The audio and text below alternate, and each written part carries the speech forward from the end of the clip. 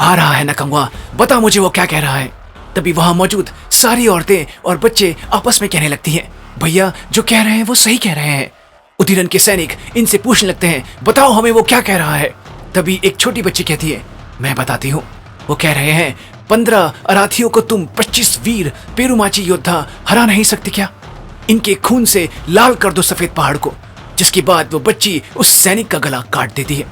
जिसके बाद वो कंगुआ के सिखाए हुए युद्ध कला की मदद से एक एक करके कोहरे का फायदा उठाकर उदीरन के सैनिकों को मार डालते हैं। उदीरन का तीसरा बेटा इनमें से एक महिला योद्धा को घायल कर देता है, लेकिन वो जैसे ही उसे मारने के लिए आगे बढ़ता है, अचानक उसके हाथ और पैरों को बाकी महिला योद्धाएं रस्सी के फंदों में फंसाकर पूरी शक्ति के साथ खींचने लगती हैं और उसके शरीर के टुकड़े टुकड़े कर देती हैं। जिसके बाद ये खबर वो कंगवा तक पहुंचा देती हैं। इस घटना के बाद 5 द्वीपों के मुखिया और पंचों की आपातकालीन बैठक होती है, जिसमें सेठी पंचों से शिकायत करते हैं कि युद्ध से पहले उदीरन के बेटे ने हमारी बेटियों पर हाथ डाला। यह अनुचित है, अब आप लोग ही न्याय कीजिए। उदीरन भी वहां पहुंचता है और जब उसे पता चलता है कि पेरुमाची की महिलाओं ने उसके बेटे को मार डाला और वो अपने बेटे की लाश के टुकड़े देखता है, वो अपना आपा खो देता है और वहां मौजूद एक पेरुमाची के योद्धा को मार डालता है और युद्ध को वहीं से शुरू कर देता है और कहता है, कौन कौन है मेरे साथ? विंगाड़ू और मुक्काड़ू द्वीप के मुखिया उसका साथ देते हैं और मंदियातु द्वीप की मुखिया पेरुमाची का साथ देती है।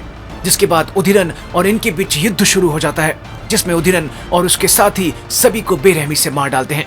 तभी मियासान कहता है, अरे वो देखो पेरुमाची का मुखिया कैसे दुम दबाकर भाग रहा है। सेठी एक ऊंचे पत्थर के पहाड़ पर बने सीढ़ियों से ऊपर की तरफ भागने लगते हैं।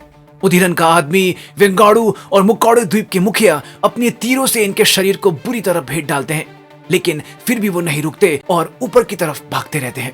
उदीरन भी उनके पीछे ऊपर आने लगता है। ऊपर पहुंच सेठी एक एक करके सारे तीरों को अपने शरीर से बाहर निकालते हैं और अपने कवच में लपेट लेते हैं।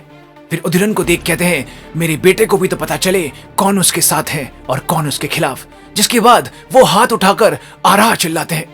ये कंगवा के बास का नाम था, जो उनकी तरफ तेज गति से उड़ते हुए आता है और उन तीरों को ले जाता है।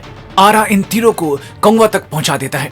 अपने पिता के कवच और तीरों को देख वो समझ जाता है कि आराधी, वेंगाड़ू और मुक्काड़ू द्वीप पेरुमाची के खिलाफ हो चुके हैं और उन्होंने उसके पिता को मार डाला है। कंगवा गुस्से से उदीरन का नाम चीखता है और उधर उदीरन सेठी को मार कंगवा का नाम चीखता है। जिसके बाद उदीरन नौकाओं में अपने सैनिक लेकर पेरुमाची द्वीप की तरफ निकल पड़ता है। लेकिन जब उदीरन की एक सैनिक को काले जंगल की तरफ ढेर सारी मशालें जलती हुई दिखती हैं,